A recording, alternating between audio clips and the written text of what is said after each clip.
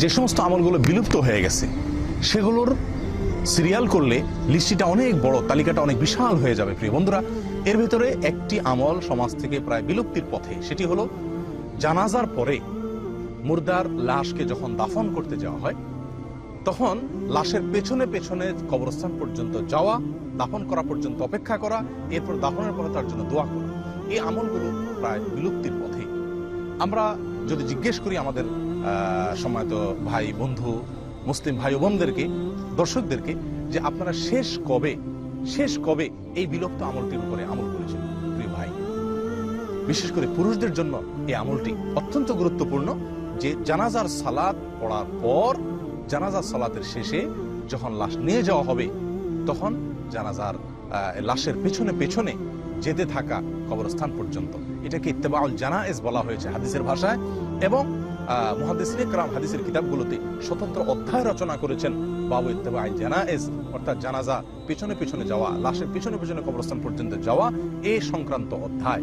অথচ এই অধ্যায়টি বইয়ে বা কিতাবে রয়ে গেছে, এই অধ্যায়টি আমাদের জীবন থেকে প্রায় চলে গেছে বললেই চলে। আমরা কয়জন মানুষ বলতে পারবো যে ঠিক কবে আমরা জানাজার লাশের সাথে সাথে কবরস্থানে গেছি পিছিয়ে পিছিয়ে, শেষ কবে গেছি আমরা? এই কথাটি হয়তো অনেকে স্মরণ করে বলতে কষ্ট হয়ে যাবে। একান্ত আপনজন না হলে এই কাজটি আমরা করি না। না ভাই, যে কোনো মুসলিমের জানাজার পরে আপনার হাতে যদি সুযোগ থাকে, সময় থাকে, তাহলে কবরস্থান পর্যন্ত যাওয়া, বিশেষ করে প্রতিবেশী পাড়ার চেনা জানা হলে তো আর কথাই থাকে না।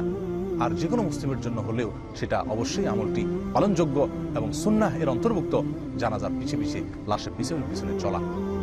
নবী সাল্লাল্লাহু আলাইহি ওয়াসাল্লাম সহিহ বুখারী এবং মুসলিমের এক হাদিসের ভিতরে ইরশাদ করেছেন, মান শাহিদাল জানাজা, যে ব্যক্তি জানাজা উপস্থিত হলো, হাত্তা ইউসাল্লা আলাইহা, এবং উপস্থিত হয়ে জানাজার সালাতে অংশগ্রহণ করলো, ফালাহু কিরাতুন, তাকে আল্লাহ তাআলা এক কিরাত পরিমাণ সওয়াব দিবেন।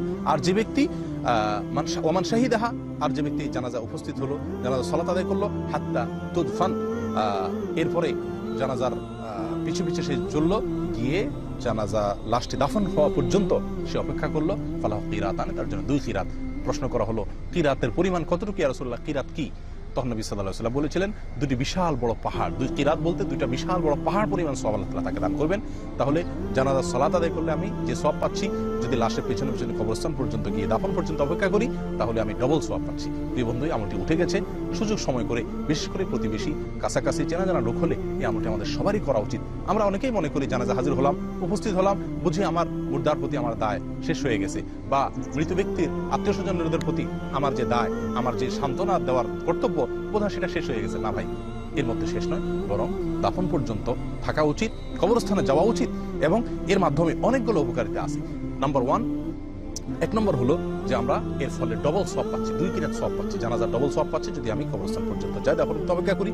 দ্বিতীয় নম্বর লাভ হলো যে এর ফলে আমরা শিক্ষা অর্জন করতে পারছি। আমাদের জীবনে বিশাল বড় শিক্ষা হবে যদি আমরা কবরস্থানে গিয়ে এরকম নিজের হাতে লাশ দাফন করি, বা দাফন করার দৃশ্য আমরা অবলোকন করি। আমাদের জীবনের বাস্তবতা, আমাদের সকলের যে শেষ ঠিকানায় খবর, এবং যে কোনো মুহূর্তে আমাকে আসতে হবে, সেই কথাটি বারবার সচক্ষে দেখে, চাক্ষুষে দেখে এরকমভাবে আমরা শিক্ষা গ্রহণ করতে পারবো, যেটা আমাদের জন্য বিশাল বড় এক উপকারিতা। 3 নম্বর উপকারিতা হলো এর ফলে মৃত ব্যক্তি আত্মীয় স্বজন যারা আছে তাদেরকে সান্ত্বনা দেওয়া হয়ে যায়, তারা বিরাট বড় সান্ত্বনা লাভ করে।